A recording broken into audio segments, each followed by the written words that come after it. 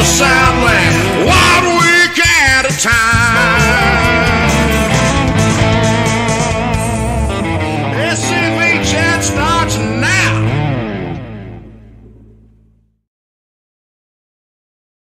It's Monday o'clock. It's Monday o'clock. Wow, that sums up the week, doesn't it?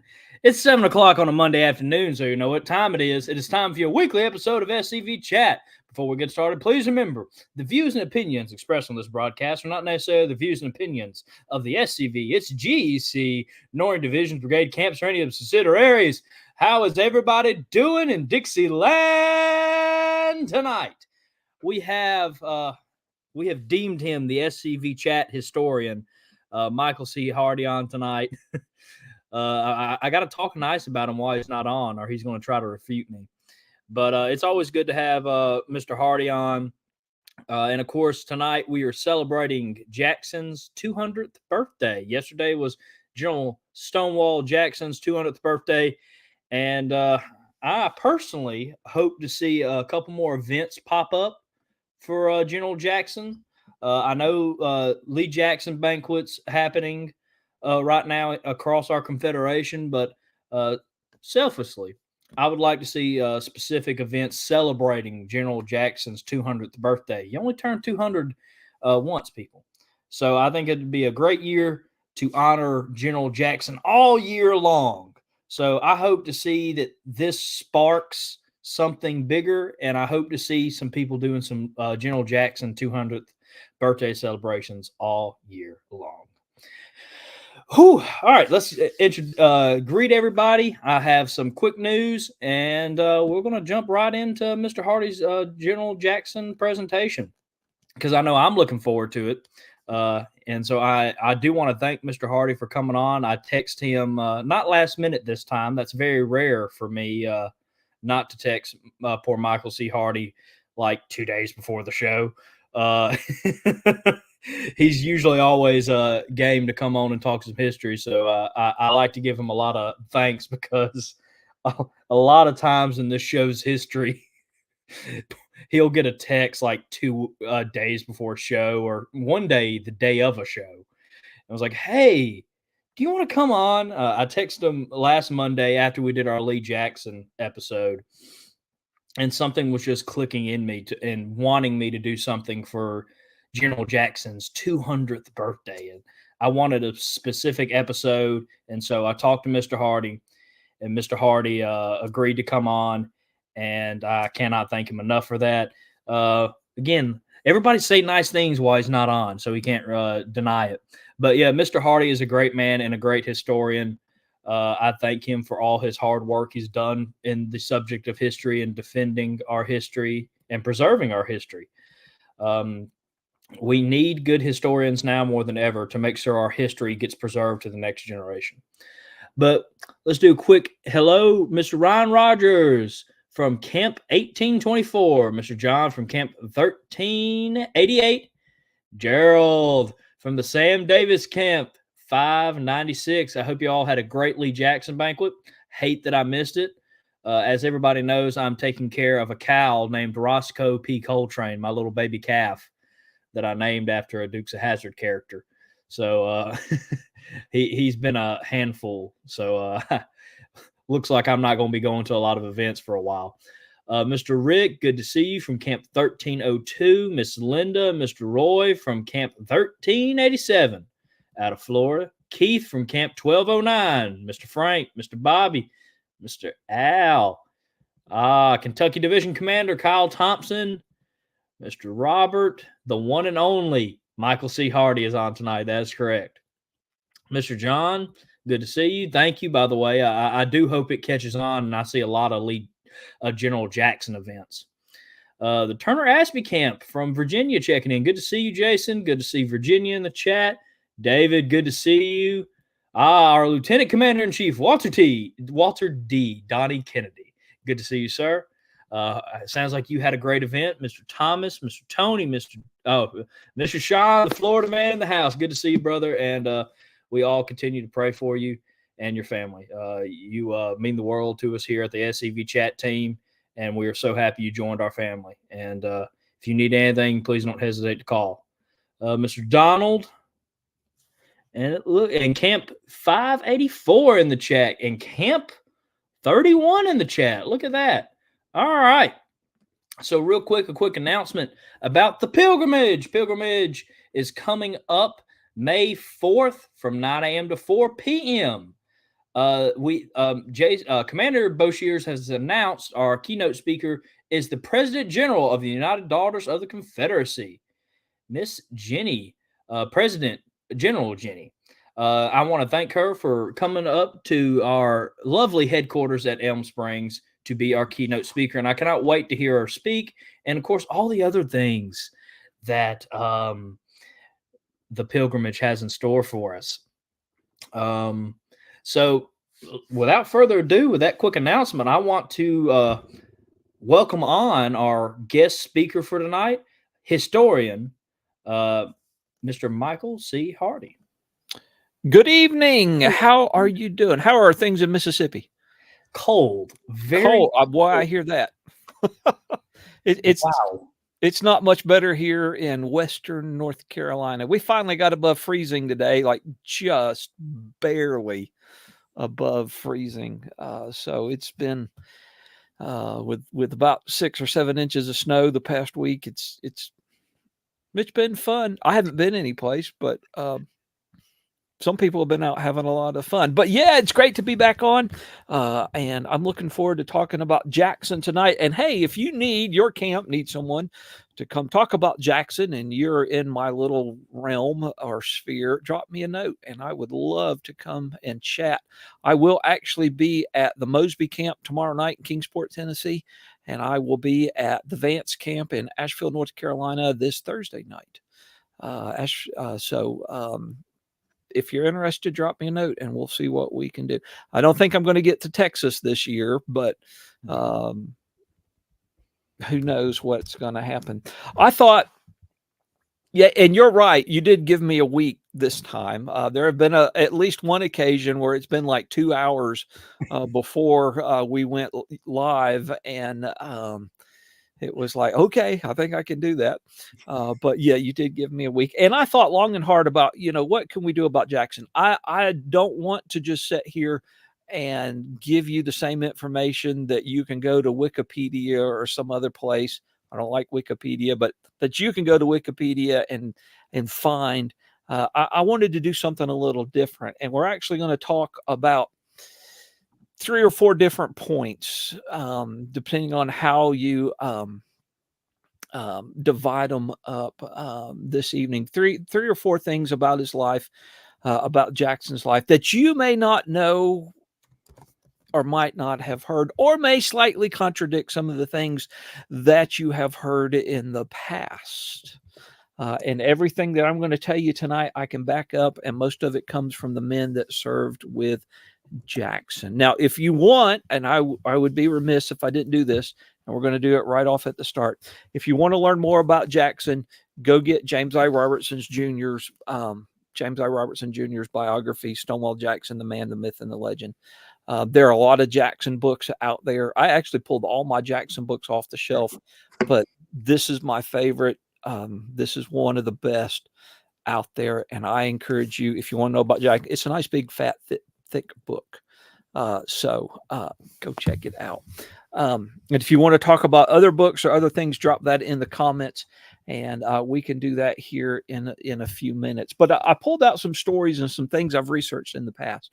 Now, I've never written directly about Jackson, but Jackson has appeared, in my history of the 37th North Carolina, and my history of the Branch Lane Brigade, and my history of the 39th Battalion Virginia Cavalry. So Jackson and I have, a kind of this relationship going on here. So, I've researched him quite a bit in my life, and I've come across a lot of great stories. And we're going to start with one. Harrison, I don't know if you've read a lot of Shakespeare in your life. In high school, I read a bit of Shakespeare. Okay, well, in Henry V, good King Henry ditches his clothes and puts on an old cloak and goes out and walks among his soldiers on the eve of battle. And in this disguise, he asks their thoughts on victory and their thoughts on if they're going to survive the battle. And so I wonder, do you think Jackson ever did that? I haven't heard any stories of that, but it wouldn't shock me if he did. I have been able to dig out a few stories along those lines. Now, I think one of the most important things to remember is that a lot of times generals are not always accessible to their men. Their staff officers try and keep them away from the hustle and bustle. You know, you're not going to be able to go up to Jackson's tent and sit down and say, "Hey, General Jackson, how's it going this evening? What do you think about that battle the other day?" Or, you know, so forth and so on. And that's on purpose. And a lot of times when you're reading letters and diaries, anytime the men see Jackson, they're excited. They want to cheer. They do cheer. If we think back to Chancellorsville, then, you know, Jackson, as they're on that march around the federal flank, Jackson is saying, "Don't cheer." It's going down the line. "Don't cheer Jackson. Don't cheer Jackson." You know, we don't want the Federals to know that we're out there. So don't cheer Jackson. So, you know, the staff officer a lot of the time tried to keep the men away from Jackson. But there's a few stories I've been able to dig out. I was in the Library of Virginia one time working on the book on the 39th Battalion Virginia Cavalry, and I came across this story. Confederate soldier was sitting in the rain with his compatriots. It's night. They're gazing at this house with light streaming through the windows. And the soldier said something to the effect of, "I wish I was a general and out of the rain." And out of the darkness, another voice came, "Boys, Jackson is right here with you." Now, I can't say that's a true story or not. That's the way that a soldier remembered it, and the story that he passed down. There's another story. This one is actually from a Union soldier. This actually is wartime, appeared in the New York Times on September 8th, 1862. There's this Federal soldier, and he's been captured, and he sees this group, a motley group of human beings, gaunt in their appearance. This is what he's writing, the soldier's writing, ill-armed and clad, who eagerly questioned all who would listen to them about the affairs of the government. And among the number was the guerrilla chief Jackson, disguised in the clothing of a private soldier. This was not the first disguise Jackson had donned for while returning toward Richmond from the pursuit of General Banks. And at the time when he expected to be cut off by General Shields, Jackson had disguised himself in citizen's attire and actually performed the duties of a wagon master for several days to avoid being recognized if taken prisoner. Nearly all of the rebel officers present wore the uniforms of private soldiers with no mark or whatever rank whatsoever to show them. To show what they were. And I think there's a lot to unpack with this story. We know, looking at surviving uniforms, that, you know, there were a lot of officers who ditched, you know, the fancy coats with all the chicken guts, Austrian knots on the sleeves, and, you know, basically wore a private's blouse or uniform or coat or depot coat. It was functional. And I don't necessarily want to say it was a disguise, but it was much more functional than having the full dress coat. And, you know, your full dress coat would be back in the wagon or someplace. And if you think about it, you know, A.P. Hill has his famous red battle shirt. Robert E. Lee wore a colonel's uniform. Brian Grimes has a coat with no rank on it at all. So, you know, there's a lot to that. Those simple fabric saving jackets that were more comfortable and everything. But the part of this story I disagree with a little bit is, sure, Jackson may have worked with the Teamsters, but Jackson was not a very good horseman. He is not Lee. He's not Grant. I mean, Grant loved horses, just absolutely loved horses. If you see a description of Jackson on a horse, a lot of times people thought he was drunk because he would kind of ride tilted to one side and it looked like he was going to fall off at any moment. You know, he did not have the skills on a horse that Lee had. So I don't know. I don't know if that's true or not, but once again, that's a story from September of 1862. So we put a lot more credence to the stories that happen in those time periods. There's another story out there of Jackson donning other clothes and walking into a federal camp. There's a story out there from a hospital matron near Frederick, Maryland. She reported being visited by a civilian who had a very keen eye and looked at everything and took everything in. And she checked on the guy, and he was reported to be Dr. George, a veteran of the Crimean War. But she actually believed that Dr. George was really Stonewall Jackson, who often went into the federal camps to, as she said, to acquaint himself with what's going on.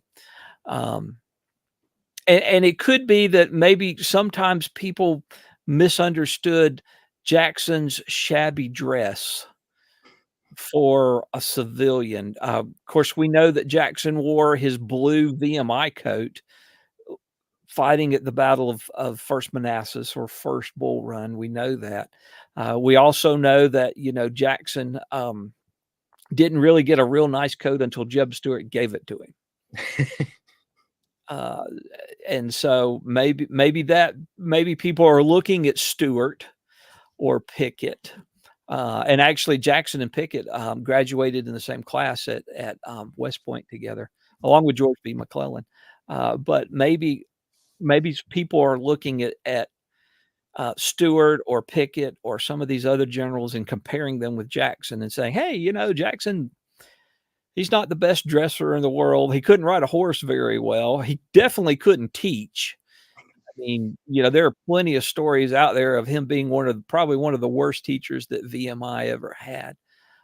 And had it not been for the war, we probably never would have heard of Thomas Jonathan Jackson. He just would have been an instructor at, you know, a West Point grad, Mexican War veteran, and instructor at the Virginia Military Institute, and not even a footnote there in history. But the war came along and his genius really showed itself at that point in time. So that's my first point about Jackson. Maybe he just did, you know, wander around camp dressed as a civilian and just to gauge, like Henry V did, just to gauge the feelings of his men. That's an interesting thought. So point number 2 tonight in the life of Jackson, as we remember his 200th birthday, deals with food. Actually, I have a whole book coming out, not just on Jackson and food. One of these days, my book, Feeding the Army of Northern Virginia, will hit the newsstands. Hopefully this spring. We'll have to wait and see about that. Jackson and Lee would have been a lot different when it comes to culinary taste. Lee, while not wealthy, was one of the first families of Virginia. Lee living there in Alexandria most of his childhood, not all, but most of his childhood there. Jackson's dad died when he was 1, and his mom died, or no, Jackson's dad dies and one of his sisters dies when he's like 3 years old. And Jackson, after his mom remarries, his stepdad does not like his stepkids. And so Jackson is kind of bounced around between uncles and aunts, and he lives with his grandmother for a while. And so the table where Jackson is sitting is different than the table where Lee is sitting, because they would be a different socioeconomic class. But Jackson discovers early on that he is what he calls a dyspeptic. We today would probably say that he had irritable bowel syndrome. There were a lot of things that he just could not eat because it made him ill. And there are a lot of stories about that from Jackson's staff, that small group of people that lived with Jackson on a daily basis.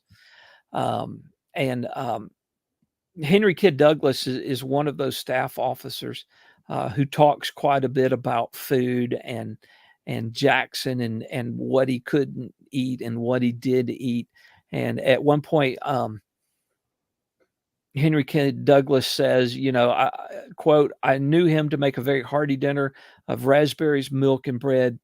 He was therefore at times a great disappointment to hospitable housewives, who, after skillfully providing various handiworks of choice foods for his enjoyment, looked on regretfully when Jackson selected one or two simple things and declined all of the rest. He did not accept invitations to dinner when he could politely avoid it, and the majority of those he went to, he was led into by members of his staff who did not believe that good food affected their official usefulness. They felt compelled at times to accept invitations, and they induced him to go in order not to seem unappreciative of the courtesy." That's Jackson. I dug out one story one time of Jackson. One of his aides, his couriers, is sitting on a horse behind Jackson, and this lady comes up with this basket of food, and Jackson, of course, goes through it, finds a couple of things, and then sends her away. And the staff or the aide actually says, "I was so hungry, I would have loved anything out of that basket." And Jackson was so focused on the task at hand that he never thought about turning around and saying, "Hey, do you want something as well?" That he was just absolutely so focused on that. And it's Henry Kidd Douglas that tells us that Jackson asked him one time. Douglas asked Jackson one time why he was so simple in his diet, and Douglas replied that Jackson said he'd been a dyspeptic for nearly 20 years, and that it had caused him great suffering in body and mind, and they had never forgotten its horrors. He obviously had digestive issues, and so was able to regulate that by what he ate and what he did not eat. Now, you've probably heard the story, and many other folks have probably heard the story that Jackson was a teetotaler. And there's a very famous quote that he tells Douglas. He says, "In that I differ with you and most men. I like the taste of all spirituous liquors. I can sip whiskey or brandy with a spoon, and with the same pleasure, the most delicious coffee or cordial. And if I'd indulged my appetite, I would have been a drunkard." Okay. Famous quote right there, right? This comes at, if you read the rest of the story, Jackson has just shocked his staff. He is being invited. They are positioned. They are, let's see, where are they? They're up near Shepherdstown in Williamsport, and they've been invited to dinner with a local farmer. And Douglas writes, "Before supper was announced, the hospitable host appeared with a decanter of whiskey and glasses, apologized for the state of the weather, and suggested that the general or some of his staff might be disposed to take an appetizer, either straight or with water. 'Have you any white sugar?' asked General Jackson, and instantly it was forthcoming. 'Come, gentlemen, let's take a drink,' with the gentleman's announcement. And the General Jackson walked to the table, and with the skill and ease which seemed in shocking contrast to his reputation, mixed a stiff toddy and drank it off. He set down the glass and was complimenting the host upon its flavor and purity, although not old. And then Jackson tells Douglas, I differ with most men. I can drink the liquor. If I'd pursued that, I would have been an alcoholic." So we get the second part of that story, but we don't usually get the first part of that story. And Douglas goes on in his book and talks about different occasions that, there would be a bottle of wine or something on the table, and every once in a while Jackson would get a glass of it or something. I know that's going to come as a shock to some people, but that's the men who lived with Jackson during the war. And so you can take it up with them. And once again, we can't we can't take things out of context. Sometimes we need to keep it and read the whole passage. I think my preacher preached about that recently at church. So like many other generals and ranking officers, Jackson actually had somebody to fix his food. Before he left Lexington, or not long after he left Lexington, he hired this slave by the name of Jim Lewis. And Lewis belonged to a man there in Lexington, Virginia. And Lewis just did an incredible job of not only fixing food that Jackson and his staff could eat, but going out and finding food. And I wrote a post about this several years ago. We have all of these camp servants and slaves. Some of them are brought from home. Some of them are hired. Some of them are freemen that are hired. And they just are given a pass and they roam all over the countryside looking for food. You know, we've got men in Orange Courthouse and Gordonsville that are sending their cooks back to Richmond to get food to bring back to their camp. And so that's not something we think a whole lot about. But that happened quite a bit. Jim Lewis actually went out and looked for food all the time and brought stuff in and cooked it. And did a remarkable job considering Jackson's, what would be a good word, proclivity for not eating a whole lot, you know, and being, you know, having those intestinal issues. Great story. This is August of 1862. Once again, Douglas Southall Freeman. It's July 4th, 1862. It's during the 7 Days Battle. And Jim Lewis has come into the room where the staff officers are sleeping and announced that breakfast was ready and that General Jackson was asking for the staff. Where are the staff at? And Douglas writes that, quote, I was up and dressed as if to catch a comet and met the general just coming from his room. He asked if the guides he had ordered to send out to General Ewell at daylight were gone and were told that they were still asleep. Jackson soon had them galloping on their way, breakfastless. Jackson's temper was beginning to show. He asked for the staff and they were not. And I was about to propose, this is Douglas speaking, that we breakfast without waiting, when the general turned to Jim Lewis quickly and ordered him to put everything in the wagon at once and have it on the road in 10 minutes, remarking, if my staff will not get up, then they will go without their breakfast. Let's ride. And Douglas adds, why, pray, should the general and I go without breakfast? What was the wisdom of that, suffering for our sins for the rest of the sleepy staff officers? Jim, however, obeyed the general with gravity. Jim Lewis had already had his breakfast. So just another one of those great stories that deal with a very small subject. Now, how about Jackson and Lemons? If you ever go to Jackson's grave there at the cemetery in Lexington, the monument is there and the grave is there and there's a fence around it and people put lemons in there for Jackson all the time. I can't think of a time I've ever been up there and not seen lemons there around his grave. And I think I saw someone post it earlier that Jackson's favorite fruit was actually peaches and not lemons. But Henry Kidd Douglas said that lemons were one of Jackson's favorite fruits. And he gives us this story. This is in Henry Kidd Douglas's book, I Rode with Stonewall. Douglas writes that it's during the Battle of Gaines' Mill, and Jackson could be seen sucking on a lemon throughout the day. Douglas writes, quote, immediately a small piece was bitten out of the lemon, and slowly Jackson began to extract its flavor and its juice. From that moment until darkness ended the battle, that lemon scarcely left his lips except to be used as a banton to emphasize an order. So, you know, Jackson's not drawing his sword. In fact, if you know anything about the Battle of Cedar Mountain or Cedar Run there in Virginia, Jackson's sword actually rusted in the scabbard, and he couldn't get it out when he needed to try and rally his own brigade and his own men. But here's that lemon being used to direct the army. So I've often wondered, lemons were in short supply in the Confederacy. There were a few places you could get lemons, but they were in a short supply. How in the world did Jackson get lemons? And I finally came to this conclusion.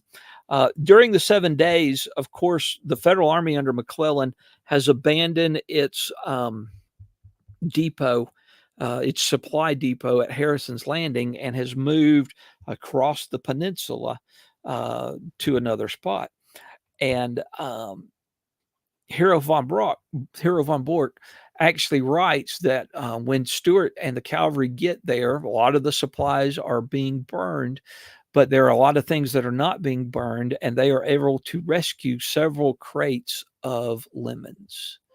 And so I believe that those lemons made their way from Stuart to Jackson. And that's where Jackson got that lemon. Now, there's another account. This article appeared in Confederate Veteran in 1912. Kind of a famous story. Some of y'all may have heard this about Jackson sucking on lemons during the Shenandoah Valley campaign. And someone asked Jackson, where did he get the lemons? And the answer was from his commissary. And the response was, our commissary hasn't got any lemons.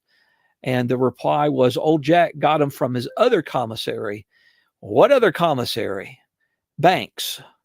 General Banks, as in the federal General Banks. Of course, that's Nathaniel Banks. And Jackson had captured Banks's commissary wagons.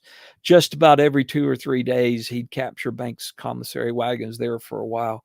And I'm sure that's where that lemon story came from as well. There are only a couple of other lemon stories. So I think the whole lemon idea is really based upon 2 or 3 accounts, and that those lemons came from the Federals and had been captured and appropriated for Jackson at that point in time. So one other story I want to leave for this evening, and then we can take questions. And Harrison, I'm interested in what your favorite Jackson story is, or something you'd like to know more about when we get done here. But did you know that during the war, the federal government banned books? That sounds about right. Well, they did. And they actually banned a Stonewall Jackson biography. It is May 2nd, 1864. We are in Lexington, Kentucky, and General Order number 39 has just been issued from the headquarters of the Department of Ohio. And that order says that the circulation of a book entitled Life, Services, and Campaigns of Stonewall Jackson from Official Papers, Contemporary Narratives, and Acquaintances by a Virginian is hereby deemed off limits within this command. Anyone found with copies of such a book in his possession, offering or intending them for sale, is either a traitor or one who loves money better than his country, and his right to the book is declared forfeited, and the same is ordered to be seized and destroyed by command of General Burbridge. By the way, Burbridge is one of the most hated federal generals of the war. But that's an entirely different conversation. We'll leave that one here for a few minutes. But there was a biography.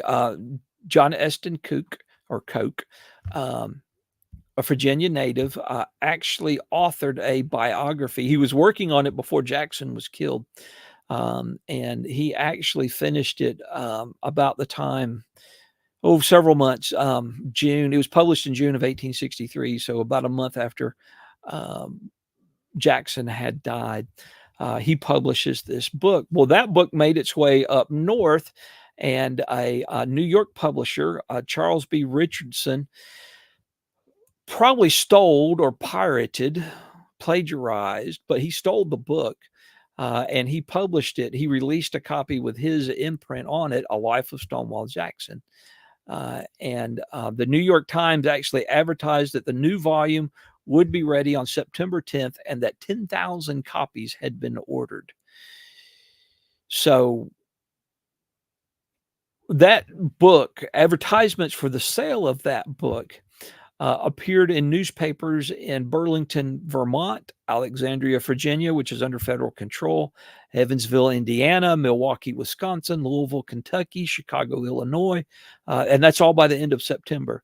Are all these different newspapers and these companies, businesses advertising in these newspapers, saying that, hey, we've got this book. We think you should buy it. Come by and see us.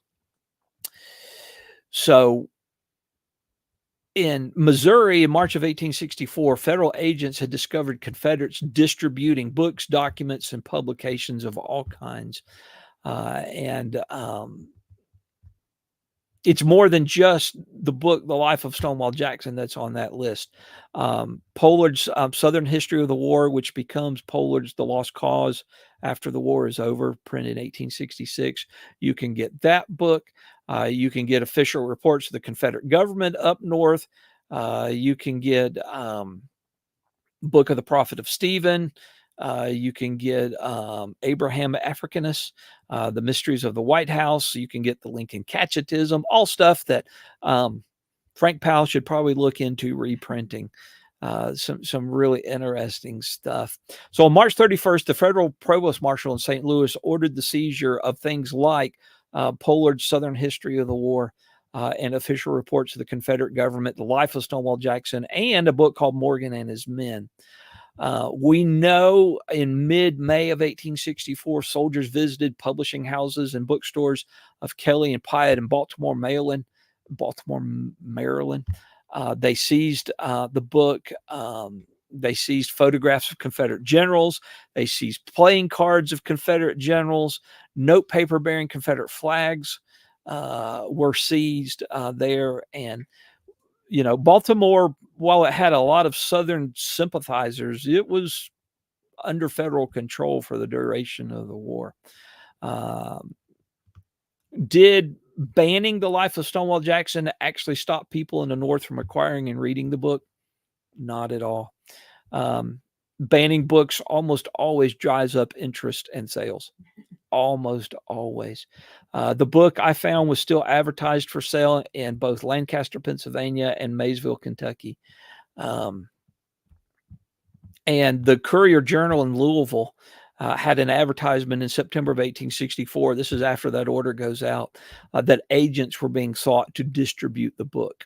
So you could go and get a dozen copies of the book and go out on the street and sell them.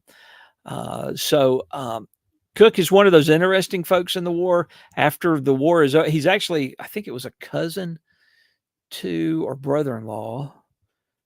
Y'all don't shoot me here. He was a first cousin to Jeb Stuart's wife. He actually reprints the book after the war. And then he also writes a book on Robert E. Lee and the Stonewall Brigade and numerous novels. The Federals were actually banning books and arresting people as the war went along. So, as King Solomon says in the Old Testament, there's nothing new under the sun. So those are just 4 little pieces, about Jackson food and Jackson visiting the soldiers, and Jackson and lemons and Jackson biography being banned during the war. Do y'all have any questions? Harrison, what's your favorite Stonewall Jackson story? It's hard to narrow it down, but here's one that I just found. So most people from last Monday will remember I started reading The Great Partnership. And in the first couple of seconds of reading that, you hear this fantastic story. And I even posted this story on my SCV page and my author page. And it really sparks interest in me for some reason. I just love the story, and I couldn't help but not repost that. And I got it right here. I'm going to try to pull it up if Facebook will cooperate with me.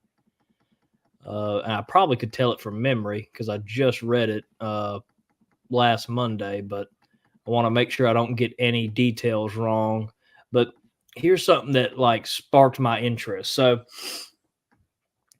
on May 9th, 1863, General Jackson sent Reverend B.T. Lacey from his bedside to Army headquarters near Fredericksburg. And of course, we all know during this time, General Jackson is heavily injured. He's lost his arm, and they're trying to he's trying to heal. And I don't know, has it taken a turn yet? I can't remember how quickly his health. He's very quickly heading in that direction. I mean, I mean, he only has a day to live.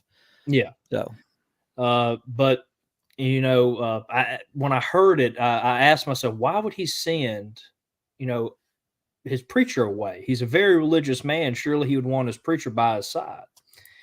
And I found it very, there's no other way than to say very Stonewall Jackson-ness, right. What he did. He sent Reverend B.T. Lacey to lead Sunday worship for the troops. Reverend Lacey didn't want to leave his friend, who was, of course, heavily injured, but General Jackson wanted him to look after the spirit of the men more. He wanted to make sure they were taken care of. They had their Sabbath. They had the spiritual needs that the Lord will give them. And so, and he didn't care how bad a shape he was. He basically not begged. I don't think he even commanded, if I'm not mistaken, but he just kept asking them. So Reverend Lacey went to the Army headquarters near Fredericksburg and led Sunday worship to about 1,800 soldiers and the Army commander, General Robert E. Lee. And of course, as we know, General Jackson died the next day.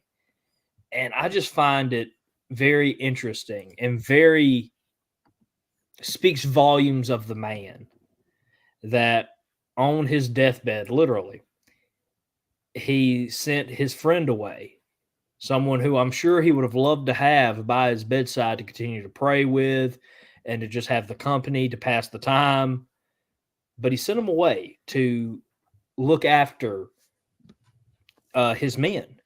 And of course, I think there's a story of General Lee going up to Reverend Lacey afterwards, asking how General Jackson was.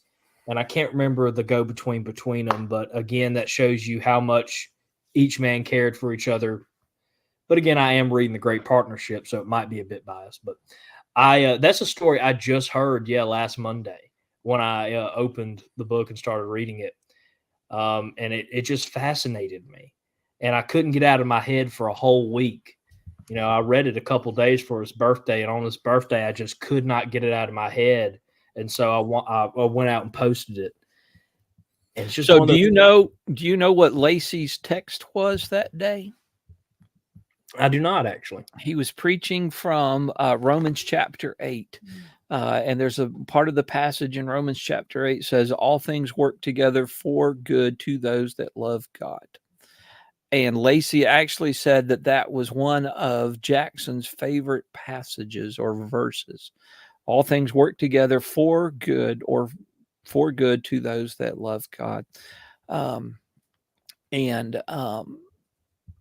was, there are services on that day. Of course, Jackson dies on May 10th. It's a Sunday, and there are services going on all over the Army, not just the one that Lacey leads or not just the one that Jones leads, but there are, many services and a lot of people there praying for Jackson. And of course, Lee says that too. And to continue your story just a little bit, that meeting between Lee and Lacey, and Lee asked about Jackson's condition and was told that Jackson would probably not live through the day. And Lee exclaimed, "Oh, sir, he must not die. Surely God will not visit us with such a calamity.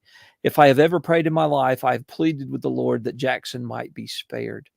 And then his heart swelled with emotion too deep for utterance, and Lee turned away and wept like a child.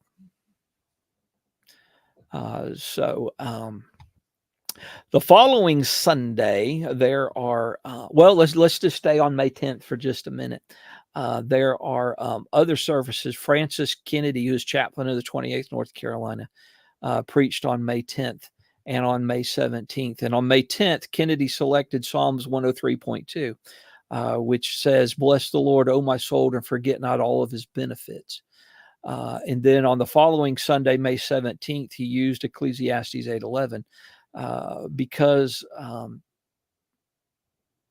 he preaches from Ecclesiastes 8:11, and so just it's amazing. It would be a great study. This might make a great blog post to look at all of these different chaplains and see what their text was, and to go from there. And I saw a question in the chat.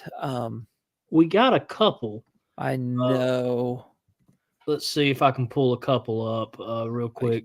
Scrolled up, and so David Pope asked about the two schools of thought on what killed Jackson, and I'm kind of there with the pneumonia. Jackson, on the night he was wounded, he was wearing a rubber coat, and it wasn't all that cold. It was not raining. It is May. It is spring, but it's very dry. It's not very wet. And so obviously there was now, of course, Jackson's a little weird with a lot of things. He would ride around with one finger up in the air or his hand up in the air because he thought it would improve his balance. And then that mini ball or that round ball at Manassas that shot part of his finger off kind of, dispelled him of that. But he would still, like I said, he couldn't ride very well. I can't say he didn't ride very well. He was not a very graceful rider. But it's probably pneumonia more than anything. I mean, he just, something's going on there, health wise, that causes him to put on that rubber coat, the rain slicker, and because there's no rain. So he's obviously not feeling well at that point in time. But it's one of those questions we'll probably never really know the answer to. That's just, I've seen a lot of people go back and forth. When you have a dozen different biographies on Jackson, everybody's got their own theory out there. Let's see. Yeah, no, I know a lot of people who have theories, and some people will get very offended if you disagree with them on it. I sure know, and I probably upset some people about Jackson taking that drink. But I'm just telling you what the people who lived with him said. Okay. I'm just telling you what those people said. Don't shoot the messenger. Just, take it up with Douglas and some of his other staff officers. Did Jackson eat sauerkraut and onions known to prevent scurvy? Given his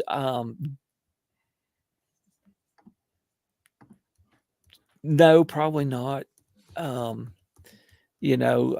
Jackson didn't eat a whole lot, period. But being a general, a high-ranking Confederate officer, he had people send him food all the time, like the lemon stories that I've told. So I don't think scurvy would have necessarily been. And you also have to look at the stages of the war. Food is okay in the winter of 61, 62. 62, 63, it's a little rougher until the fish start running in the rivers, the Rappahannock and the Rapidan. They're a little bit on the hungry side. The Confederate soldier in general, the Army of Northern Virginia, but it is Lee and it is Jackson, and people are bringing them food all the time. So I'm sure that scurvy on that level, that doesn't really become that big of an issue till we get that winter of 64, 65. Let's see here. So Are there any original copies of the Stonewall Jackson book around? I'm sure there are. I have a reprint of Cook's book, both on Lee and Jackson. You can get Dabney's book has been reprinted several times. I know this is David Pope's favorite book. Um, Bud Robertson's is my favorite biography on him. But this originally came out in 1865, and Lee actually, Robert E. Lee actually had a copy of this, but didn't really get a whole lot of time to examine it. And once it really came out in print, he disagreed with a couple of Dabney's conclusions, especially about Chancellorsville. But you can pick this book up as a reprint. I'm sure you can get the original. Boy, it'd be great to have one with a from the New York publisher. But hey, if you got the money, it can be found. Let's see. There was one in here about Lee visiting Jackson's grave. You know, Lee, after the war was over and he moved to Lexington. This is from Justin Cruz. He moved to Lexington and became president of Washington College. Lee would take rides on Traveler many days every week, and there are stories of him going by Jackson's grave and just riding all over the countryside.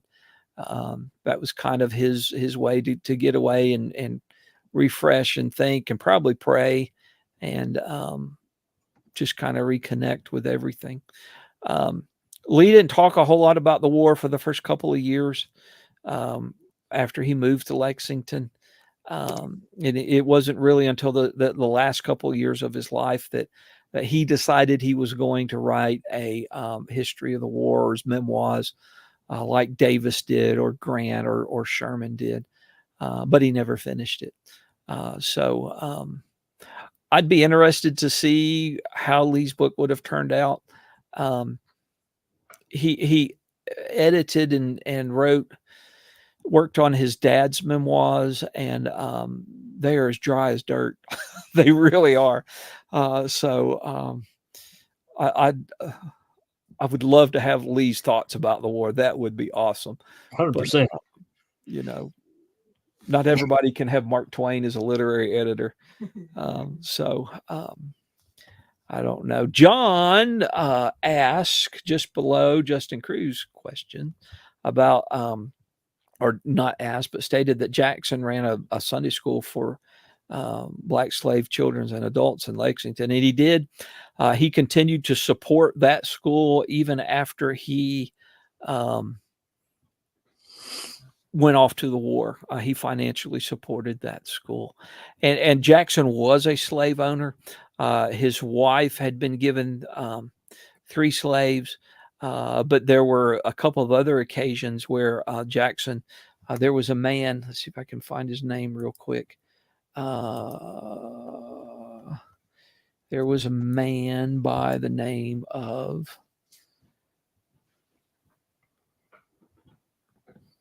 Albert. His name was Albert, and Albert actually asked Jackson to purchase him, and in doing so, Albert wanted to work for his freedom, and Jackson agreed to that. Albert worked as a waiter at a hotel in Lexington and was then rented to VMI. And there's a lady by the name of Amy who was the family cook and housekeeper. She also asked Jackson to purchase her.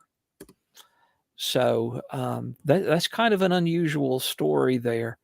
And there, I think there was a book out several years ago, not one that I have on Jackson, that talks about his Black Sunday school class. But that's not one of the books that I have.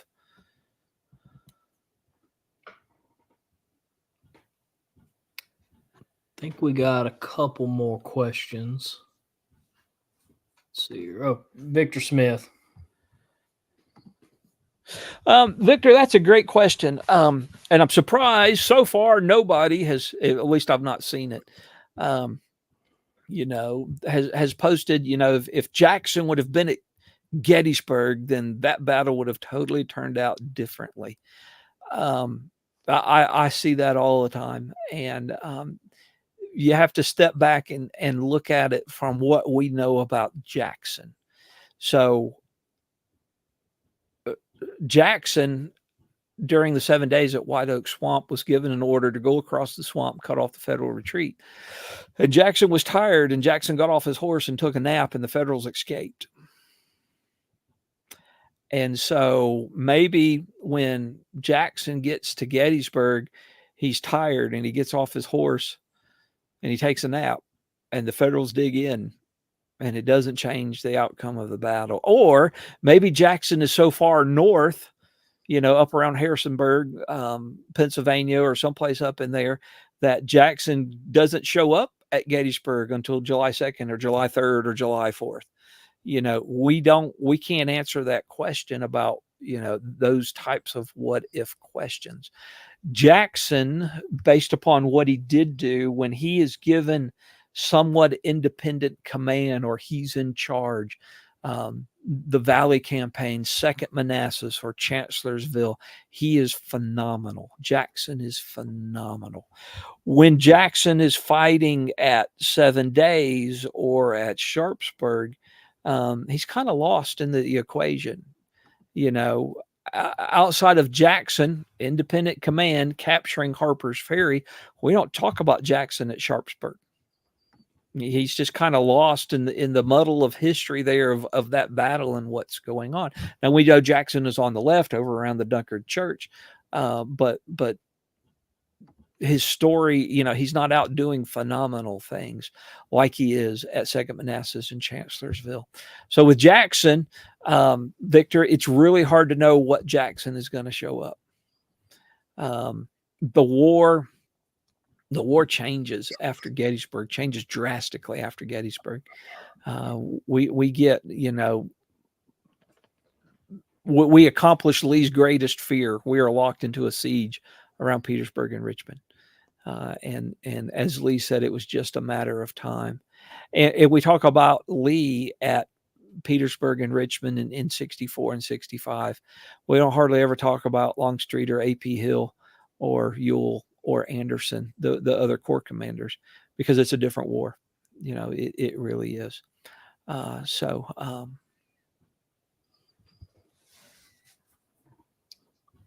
see if we have any more. Keep asking questions, everybody. We still have a bit of time if you want to.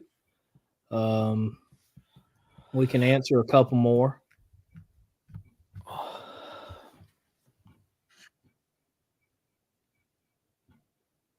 Oh, we have something here. Is Wheeler's book, We Knew Stonewall Jackson, a good book to read?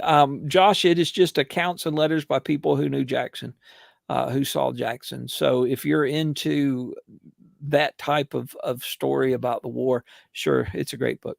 In fact, I pulled a bunch of Jackson stuff off.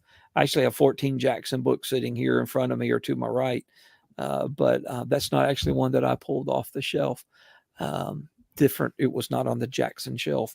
But I don't know if there's necessarily a bad book on Jackson. We all have our preferences. Probably the first one I ever read was They Called Him Stonewall by Burke Davis, which, if you want a smaller book, even though it's still almost 400, it is 400 pages. This is a great book, easy to read, simple to read, but you can get as detailed or as minute as there's a Stonewall Jackson day-by-day book. There's a Clint Johnson did a Looking for Stonewall Jackson, where he actually, goes to a lot of the places where Jackson lived or worked or fought during the war. So, there are all levels and different types of Stonewall Jackson books out there. Yeah, I mean, We Knew Stonewall Jackson is not a traditional biography on Jackson, like Dabney's book or like Bud Robertson's book. But yeah, it's good. Ooh, we got 2 more pop up, or 3 more. Let's see here. What was Jackson's greatest failure? Wow, what a good question. He was a terrible teacher. And then Jackson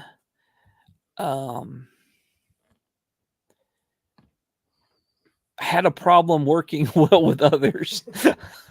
We'll just say that way. Look at how many of the high-ranking officers under Jackson that Jackson had arrested at some point. The famous story about A.P. Hill, and it wasn't even Hill's fault, but Hill and Jackson had already clashed a little bit. And then, Hill had marching orders, and then Jackson changed the orders, but didn't tell Hill, and Jackson rides up and wants to know why Hill's not moving. And, Hill basically takes his sword and tries to give it to Jackson and say, okay, I quit. And Jackson places him under arrest. Jackson has a problem working well with the others. There are a lot of times, I discovered this in some of the research that I've done. We kind of want to idolize Jackson, and we believe our ancestors idolized Jackson, and later in life they probably did. But I have read many accounts where men hated to be under Jackson's command, because Jackson marched hard and he fought hard, and he had you up at early dawn, and you were on the road marching, and you were tired. You accomplished fantastic things, amazing things.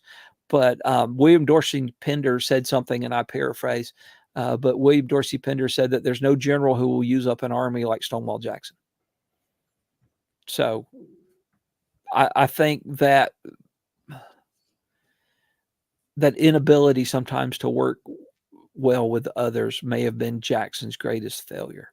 If Jackson would have just better communicated orders to Hill and his other division commanders, then AP Hill probably wouldn't have been arrested, and it was totally Jackson's fault. So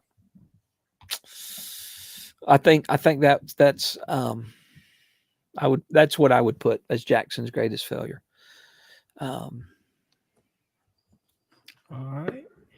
We got, I think, a couple more. Let's see. Okay. Here.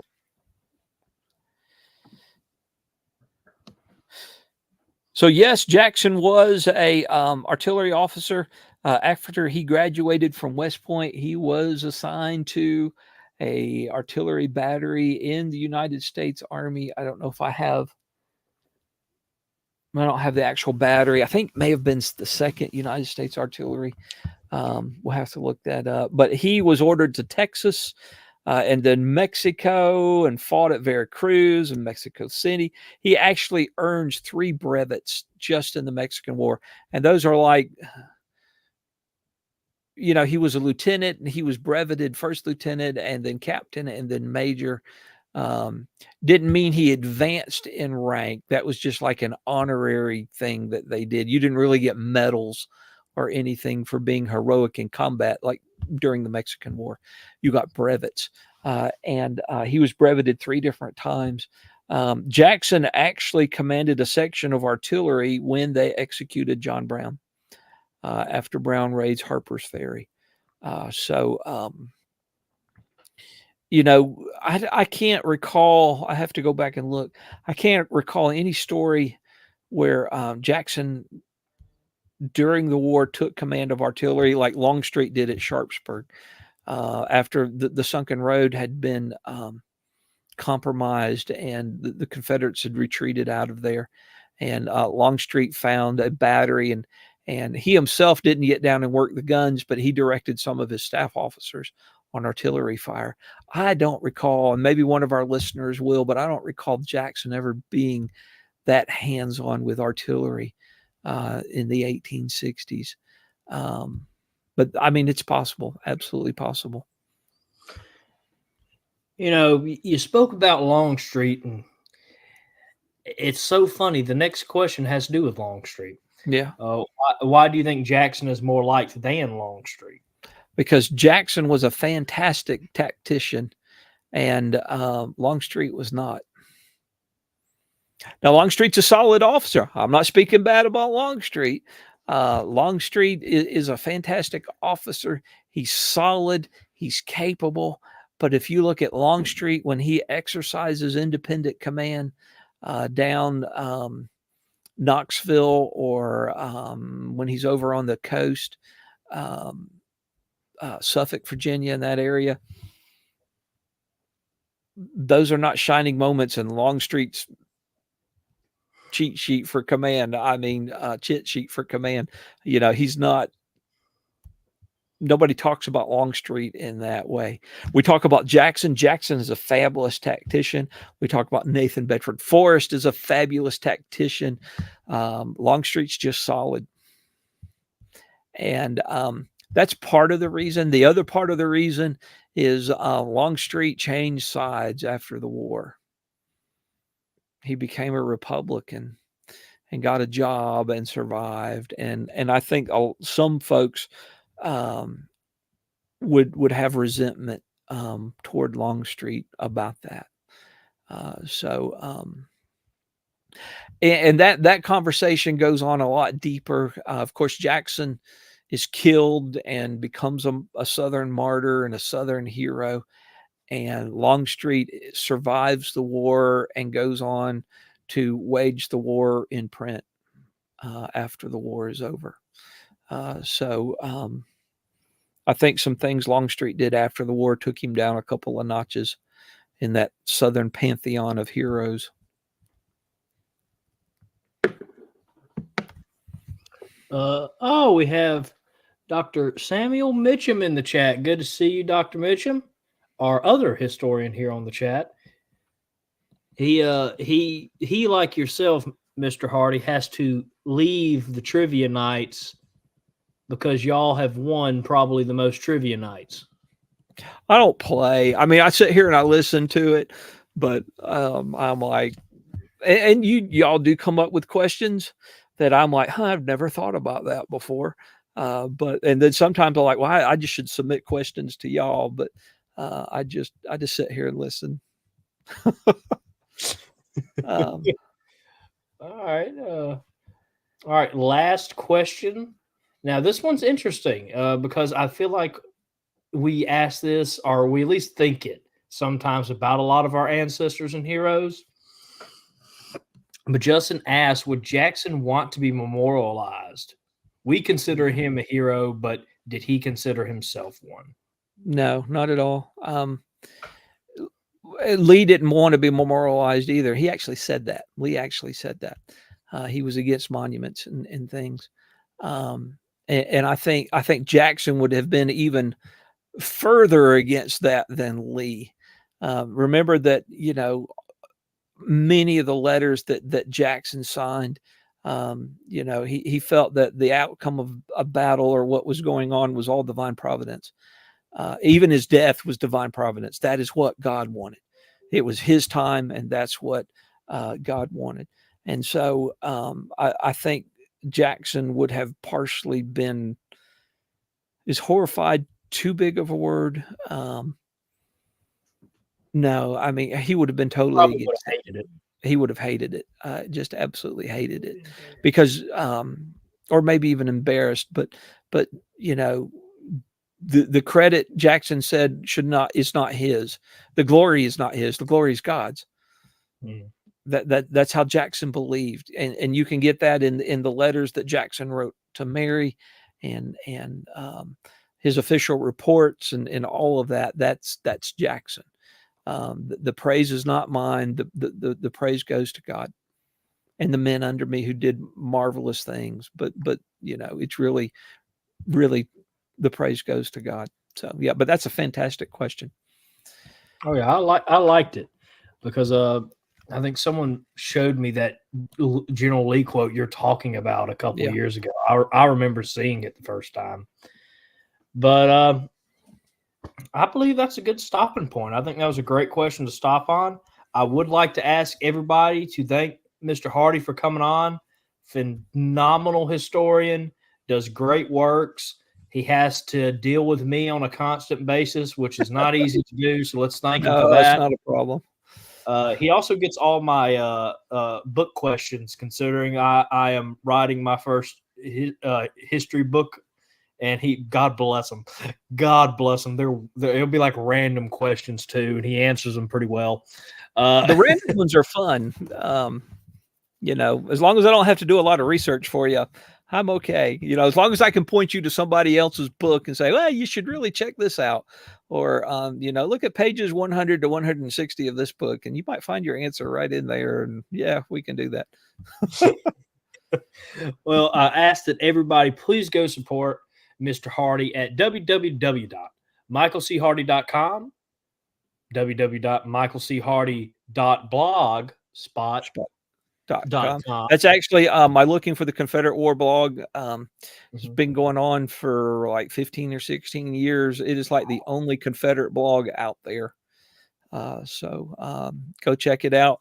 I've been on this Memphis, Tennessee kick the past couple of months because, there's hardly anything on Memphis in the war. And so I've been writing a lot of posts about Memphis, Tennessee. I did sneak one up this morning that I talked about last night on my live chat program about did Robert E. Lee read Edgar Allan Poe, which that was a lot of fun. But we're going to get back to the Memphis story here soon. I feel like I think I watched one of your Sunday Night Lives and you were talking about that. And I was like, what a question I've never asked, but never more wanted the answer to. What happens when you spend too much time on the road driving all over creation? You have a lot of time to think. I get so many random thoughts to pop in my head when I'm driving to an SCV, either to speak or to attend. It's like it's so random. Dr. Mitchum, I'm writing a biography about Dr. McCain. I actually got asked to do that. It started off with me writing basically something to go in the Confederate Veteran. That's not where it was going to go, but that's something similar where it would be at home. And then someone basically looked at me and said, so you're writing a book. And it was late. I was tired. And I looked at them and said, yes. And then the next day they gave me a bunch of research. And I was like, well, I'm writing a book, I guess. And I've enjoyed it ever since. I have no idea when that will come out. But please go support Mr. Hardy. And make sure I see you this Thursday at Look Around the Confederation, 7 p.m. Confederate Standard Time. We will have past Commander-in-Chief Chuck McMichael on to talk about his platform for Army of Trans-Mississippi Councilmen. National elections are coming up, so a couple of Look Around episodes will be dedicated to the national officers that are the people that are running for national offices. We will start off with ATM, Councilman, Commander, and then that's how the process will follow. Councilman, Commander, Councilman, Commander, Councilman, Commander. If there's more than one person running for a position, I'm going to flip a coin on who gets to go first. Just randomly flip a coin. And it will just be that. And you'll have the whole hour dedicated to yourself to sit back, tell everybody who you are, your SCV career, your platform, and just let people get to know you. We have a lot of great people running. So I cannot wait to hear from all of them. But this Thursday, we'll have past Commander-in-Chief Chuck McMichael on. So make sure you're there for that. And make sure to share this episode. We had a great crowd tonight. Y'all asked some great questions. And I think Mr. Hardy did a phenomenal job. So let's share off this great episode. Let's have a big episode for Jackson. Last week's Lee Jackson episode got double what we normally get for an episode. We are currently at 2,250 views for that episode. That is crazy, and we cannot thank y'all enough for that. So keep it up, keep sharing, keep being great chat heads, keep fighting and reclaiming the narrative 1 week at a time. So without further ado, Mr. Hardy, do you have anything you want to say before we go off the air? Hey, come see me in Asheville on Thursday night. If you're not, then check out Look Around the Confederation. Well, I hope they come see you because it will be well, actually, no, for once I'm not alone. So yeah, I actually have a guest for once. I'm so used to it just being me, I almost bashed the episode out of instinct. No. Support each one if you can. Oh man, it's been a Monday. All right, well, thank you all for watching. And I will see you guys Thursday. And remember, my friends, no Fumar in the elevator. Good night, everybody.